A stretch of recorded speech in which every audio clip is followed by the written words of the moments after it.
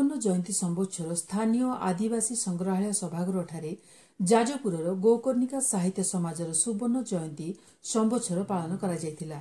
ସଭାପତି ରମାକାନ୍ତ ଜେନାଙ୍କ ଅଧ୍ୟକ୍ଷତାରେ ଆୟୋଜିତ ଉତ୍ସବରେ କବି ଲକ୍ଷ୍ମୀକାନ୍ତ ପାଢ଼ୀ ମୁଖ୍ୟ ଅତିଥି ଭାବେ ଯୋଗ ଦେଇଥିବା ବେଳେ କବି ଗୌତମ ଜେନା, ପ୍ରାବନ୍ଧିକ ରବୀନ୍ଦ୍ର ବେହେରା, କବି କୃଷ୍ଣ ସିଂ ଓ କବିୟତ୍ରୀ ପ୍ରୀତିଧାରା ସାମଲ ଅତିଥି ଭାବେ ଯୋଗ ଦେଇଥିଲେ।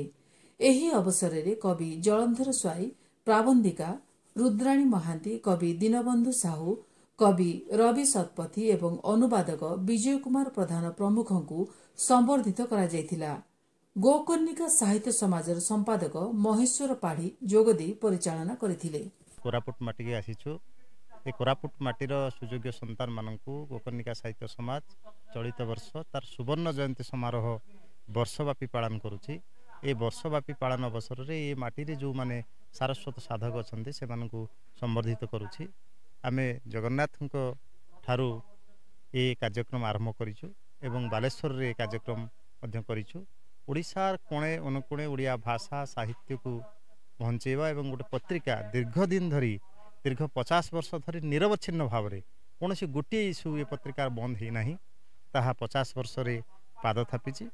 ତାର ଏଇଟା ହେଉଛି ସୁବର୍ଣ୍ଣ ଜୟନ୍ତୀ ବର୍ଷ। ଆମେ ସମଗ୍ର ଓଡ଼ିଶାର କୋଣେ ଅନୁକୋଣେ ଓଡ଼ିଆ ଭାଷା ସାହିତ୍ୟକୁ ପହଞ୍ଚାଇବାର ଏକ ପ୍ରଚେଷ୍ଟା କରୁଛୁ। ଏଥିସହିତ ଓଡ଼ିଶା ବାହାରେ ସୁଦୂର କଲିକତା ଏବଂ ଶାନ୍ତିନିକେତନରେ ଏହାର କାର୍ଯ୍ୟକ୍ରମ କରିବାର ପ୍ରଚେଷ୍ଟା ରଖିଛୁ। ସେମିତି ଗୋଟେ ଭାଇଚାରା ଓଡ଼ିଆ ଭାଷାକୁ ବଞ୍ଚାଇବା ପାଇଁ ଏ କୋରାପୁଟରେ ଯେଉଁମାନେ ସାରସ୍ୱତ ସାଧକ ଅଛନ୍ତି ସେମାନଙ୍କୁ ଆମେ ଲୋଡ଼ିଛୁ।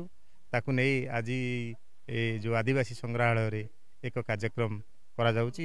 ସୁବର୍ଣ୍ଣ ଜୟନ୍ତୀ ସମାରୋହର ବର୍ଷ। ଏ ସୁବର୍ଣ୍ଣ ଜୟନ୍ତୀ ସମାରୋହରେ ସାହିତ୍ୟ ଯେଉଁ ଲୋଡ଼ିବାପଣ ସାହିତ୍ୟ ଭିତରେ ଥାଏ, ପତ୍ରିକା ହେଉଛି ସେମିତି ଏକ ଲୋଡ଼ିବାପଣ ପର୍ବରେ ଆମେ ଉଭା ହେଇଛୁ।